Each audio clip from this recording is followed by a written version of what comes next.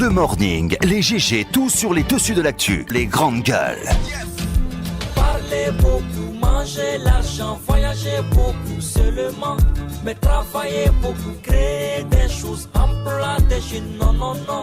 Les dirigeants africains, les dirigeants sont comme ça. Les grandes gueules. Merci de nous rejoindre dans cette émission, les GG, tous les matins.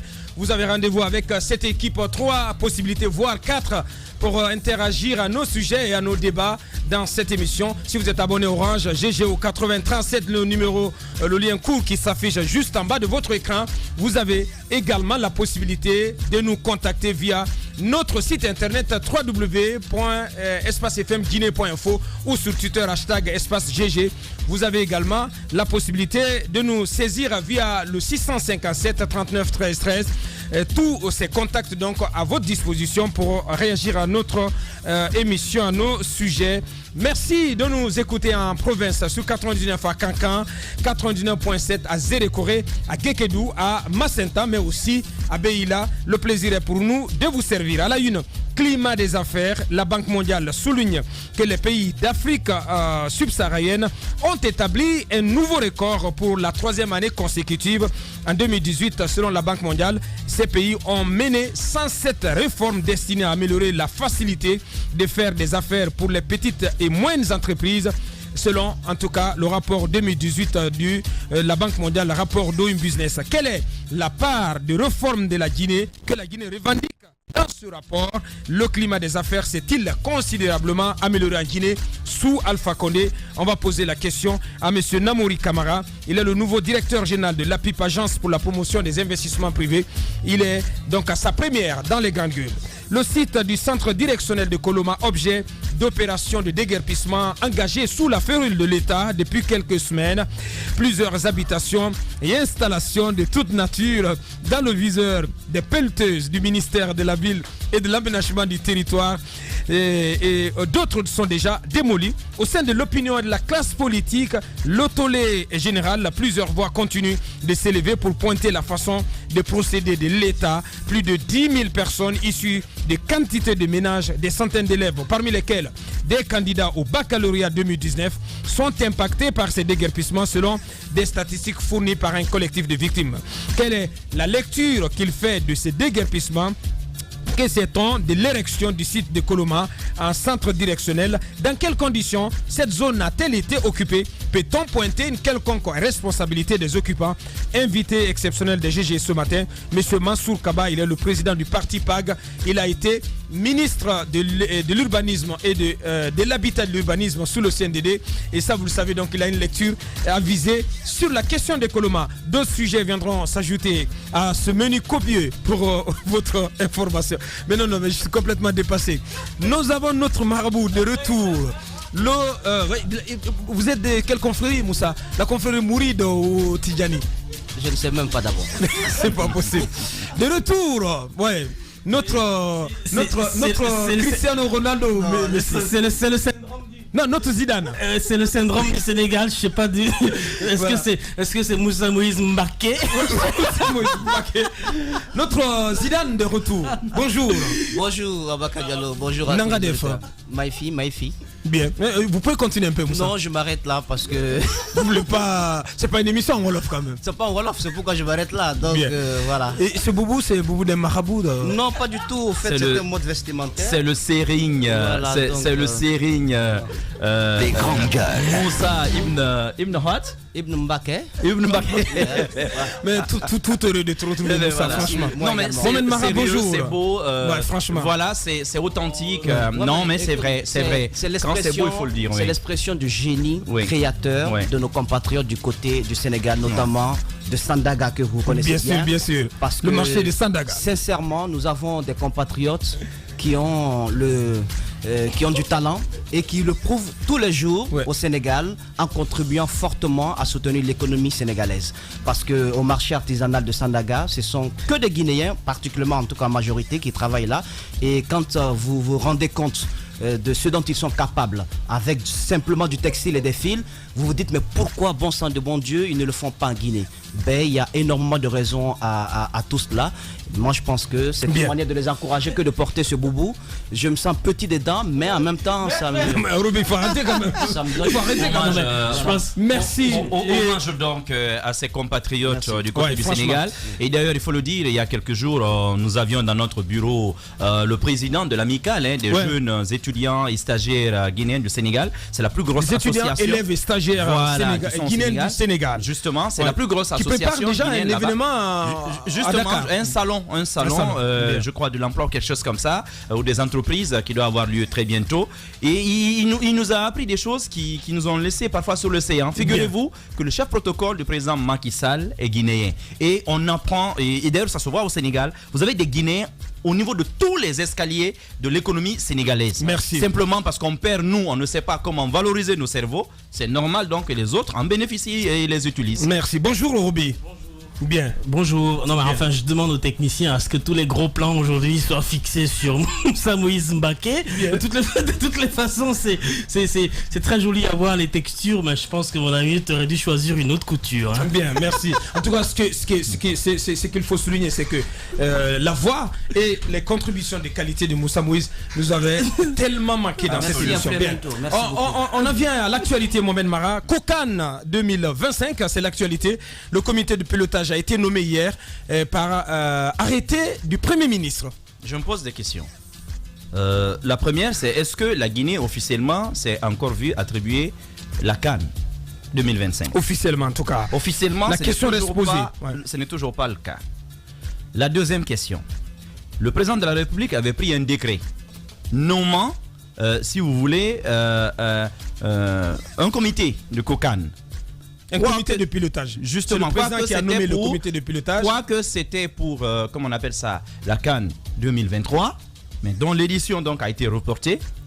Si ce décret-là, il a été pris, pourquoi est-ce que ce n'est pas par un autre décret qu'il fallait d'abord l'annuler et nommer ce président COCAN? Pourquoi? C'est un arrêté du Premier ministre qui vient remplacer un décret présidentiel.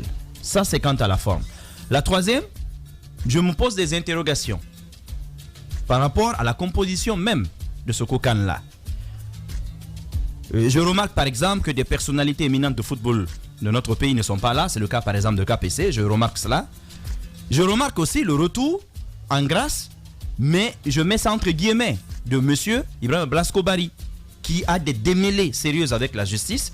Et quand on sait que ce qui lui est reproché, c'est quand même des cas de prévarication de deniers publics, des soupçons. Je vous dis que ce qui lui est reproché, c'est ce que j'ai dit. Bien. C'est ce que je dis, c'est qui lui est reproché. L'affaire est jugée. Hein. L'affaire est jugée, mais si vous voulez qu'on revienne, je ne veux pas revenir sur les propositions de cette histoire, parce qu'il y a eu des aveux et des demi-aveux. On a eu tout le monde sur ces différents plateaux ici à Espace. Il y a eu la fameuse vidéo de Yerko Guia. Si vous voulez que je vous rappelle tout ça, je vais vous les rappeler. Mais encore une fois, je dis que pour un champion de la lutte contre la corruption, je pense que le Premier ministre aurait pu attendre la nomination, notamment pour la nomination de M. Blasco Bari. Il aurait pu attendre d'abord le verdict. Moi, j'ai quand même ce problème. C'est le cas, par exemple, de notre ministre de l'Agriculture. Les gens font face à la justice pour des cas de soupçons extrêmement graves. Sous d'autres cieux, de vous-même, vous démissionnez pour faire face à la justice. Blasco, quand même, c'est un cerveau, c'est une éminence grise. Là n'est pas la question. Donc on peut pas se séparer. Là n'est pas la question. Attendez. Oui, mais non. On va attendre jusqu'à quand, Mohamed? Mais ce monsieur, il est important pour le football guinéen, Mohamed. Il est important. Il est important. Oui. Vous savez, le cimetière. On a besoin de ses services, Mohamed. Vous êtes allé au cimetière de Cameroun. Oui, je sais. Vous savez combien de Guinéens importants sont là-bas? Ça, c'est un. Secondo, attendez. Attendez, je ne suis pas en train de fouler aux pieds le principe de la présomption d'innocence. Je dis, lorsque vous êtes poursuivi pour une affaire de corruption et que les présomptions ont été aussi fortes, on est là. Si vous voulez, on va vous rappeler tout ce qu'il a dit ici dans nos propres émissions. Vous avez assisté à ces clashs entre lui, l'ancien président, comment il s'appelle, de la fédération qui est monsieur Super V, lui qui a finalement fait l'objet d'arrestation, et l'actuel... Pas d'arrestation. Oui, dans mandat d'arrêt, vous savez ce que c'est. Ouais. Et puis l'autre, comment il s'appelle, le président de la fédération. On a suivi tout ça. Je dis que pour éviter justement ce débat qu'on a maintenant, On aurait pu faire l'économie de ce nom-là pour le moment, en attendant le verdict. Et en ce moment-là, M. Blasco Barry pourrait offrir à la nation, en toute plénitude, tout ce qu'il peut apporter à la nation. Et le dernier, ce sont les jérémiades annoncées de M. Diaby. Parce qu'on l'a vu, je le lisais sur Mosaïque, apparemment que lui s'apprêterait même à démissionner. Tout le monde sait qu'il n'a jamais embauché... Amadou Diaby, oui, qui n'a jamais embauché la même trompette que M. Blasco Barry. Et d'ailleurs, qui estime, vous vous souvenez encore des interviews, qui estime que M. Diaby est à l'origine de ces déboires. Mettre ces deux-là dans le même comité, je me dis, il va y avoir du rififi. Et quand on sait que M. Diaby, c'est quelqu'un quand même qui a une très haute opinion de lui-même, et il est parachuté dans ce comité-là, sans poste, c'est-à-dire avec la simple qualité de membre, il va y avoir des problèmes. Encore une fois, les intentions sont bonnes. Il faut aussi noter que, quand même, Antonio Souaré perd la tête du COCAN. Non, pas techniquement, parce que quand vous sentez que c'est le ministre quand même en charge des sports, moi je comprends. J'ai une question, Mohamed. Oui. Comment, j'ai rien contre le ministre Bantamasso, c'est vrai, qui fait un boulot formidable à son département, mais on n'est pas sûr qu'il reste ministre des Sports et à la tête de ce COCAN jusqu'en 2025. C'est quand même important. Voilà, tu ne fais pas de lien en Guinée entre les différents événements. Mais non, Mohamed.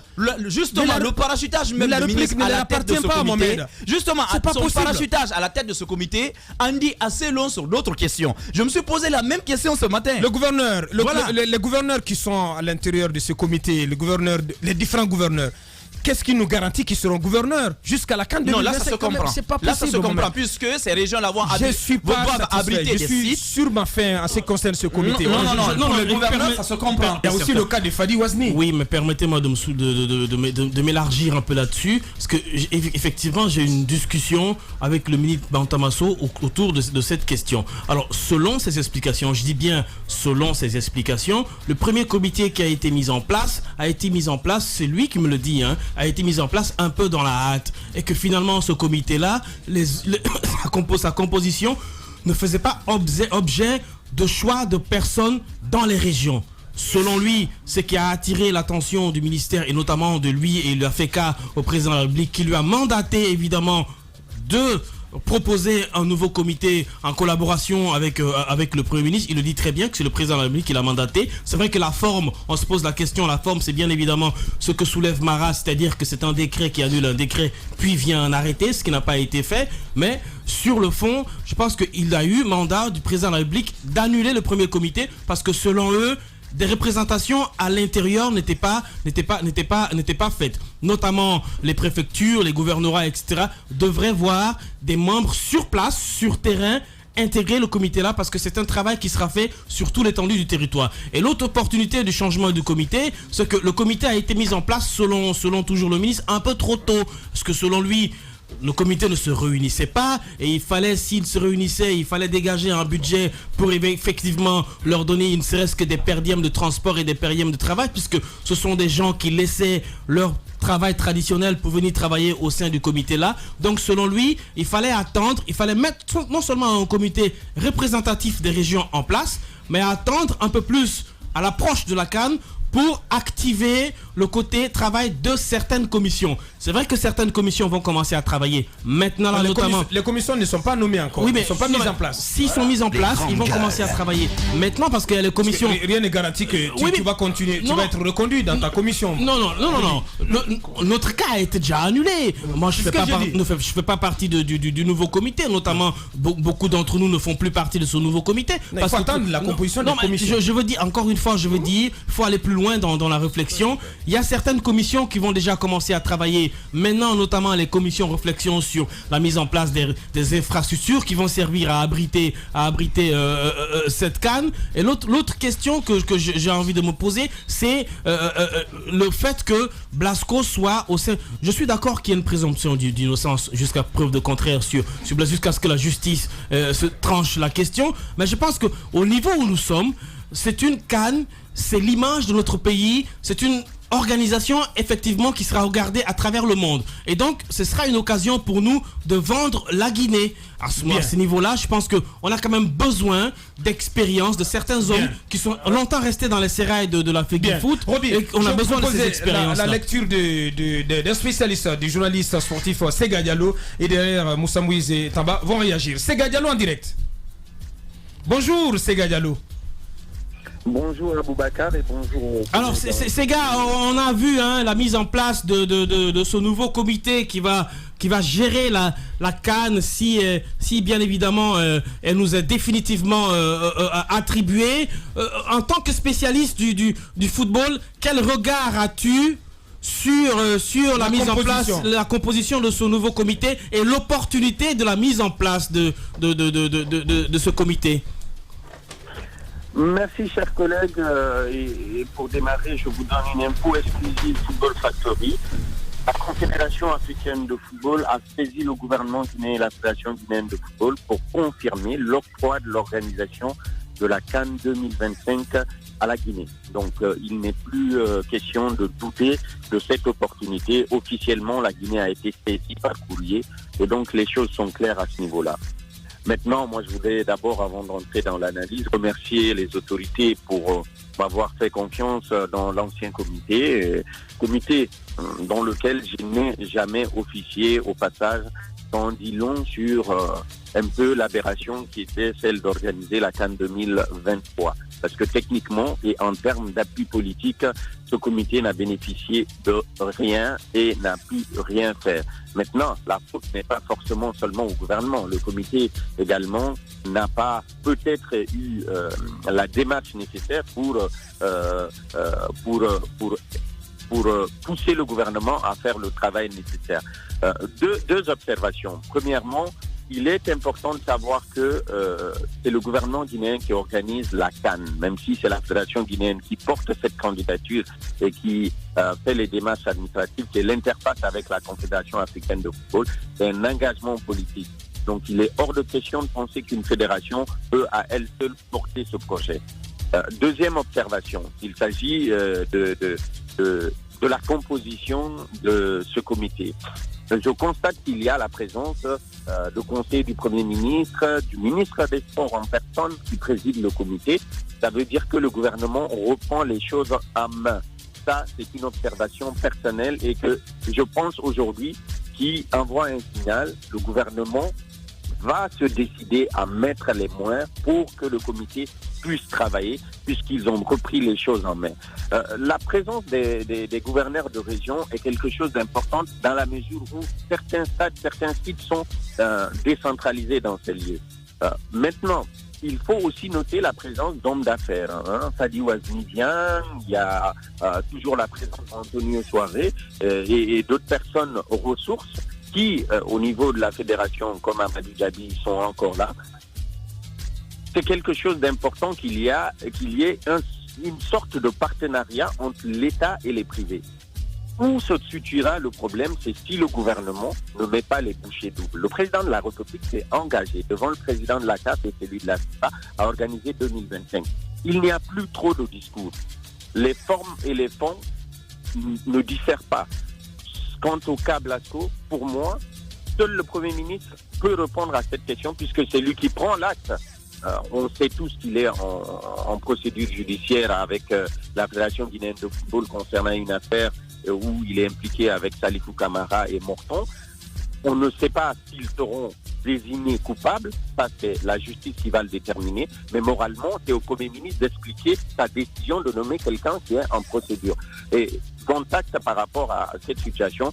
Et sinon, globalement, c'est un comité qui a plus de politique que de technique, mais qui, à mon sens, doit porter cet handicap-là et qui doit devenir un atout, c'est-à-dire un handicap du fait que les politiques ne sont pas forcément au fait de la chose sportive et de l'organisation technique d'une CAN, mais aussi parce que c'est les politiques qui portent le projet, c'est eux qui peuvent débloquer les moyens, qui peuvent porter le projet et le faire avancer réellement, puisqu'on a vu que l'ancien comité n'a pas pu faire avancer faute d'appui politique suffisant.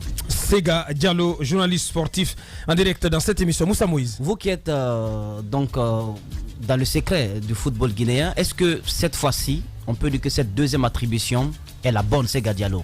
Est-ce qu'on peut dire que pour cette fois, la Guinée va tenir parole et que au-delà de la mise en œuvre de ce comité, il y aura un travail de fond derrière pour que nous soyons prêts en 2023? Moussa, vous me donnez un gros pouvoir. Je ne peux pas présager de l'envie et de la capacité du gouvernement guinéen à porter ce projet. Maintenant, c'est ce que je souhaite parce que je suis un fan de football, je suis un journaliste.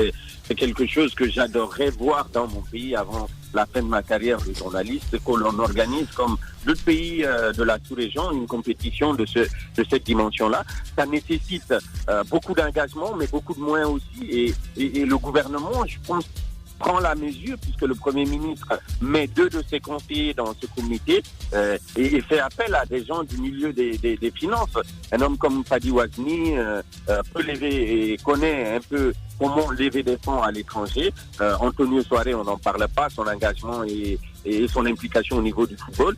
Donc, pour moi, c'est un attelage qui peut être déterminant pour la réussite du projet.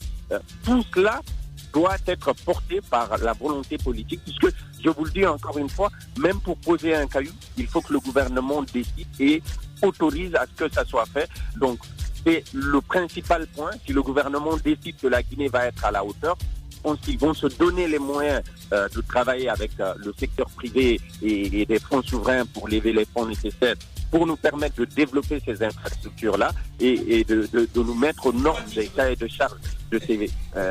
Alors, Sega Diallo, on part bien j'imagine qu'on peut en convenir, on part du constat que le premier comité, donc le premier COCAN, n'a pas assez bougé.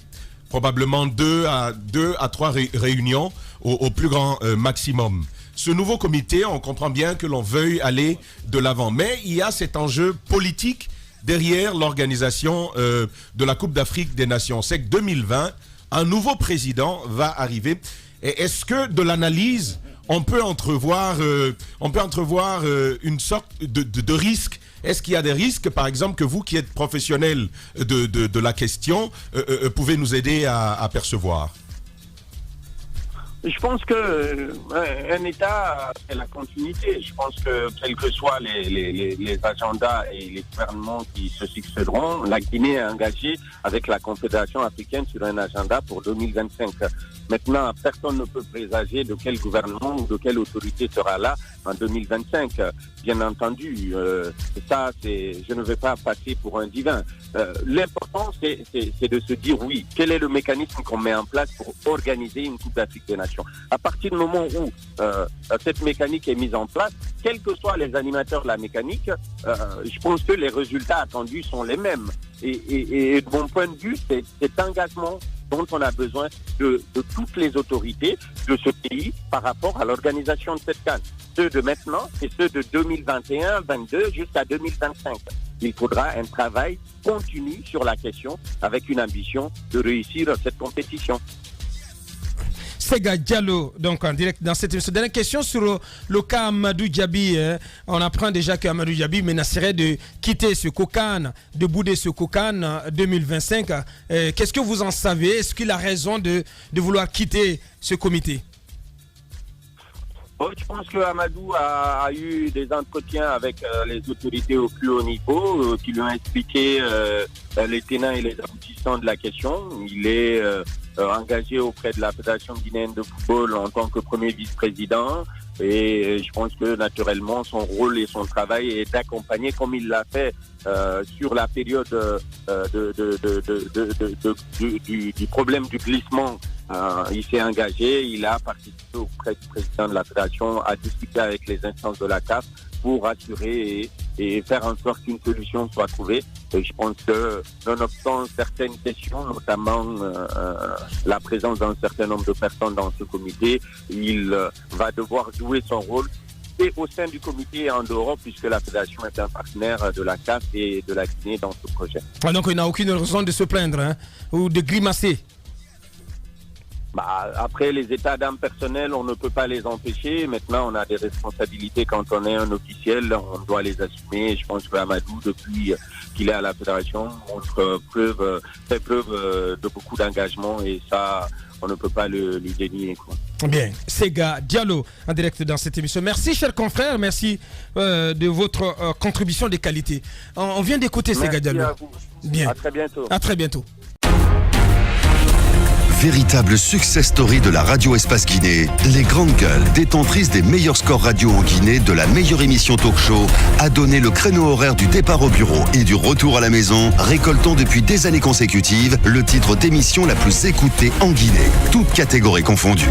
Un grand total de plus de 5 millions d'auditeurs ont été fidèles au talk show Les GG, diffusé jour après jour sur toutes les stations du réseau Adafo Média de 9h à 10h30, un exploit qui restera longtemps dans les annales de la bande FM en Guinée.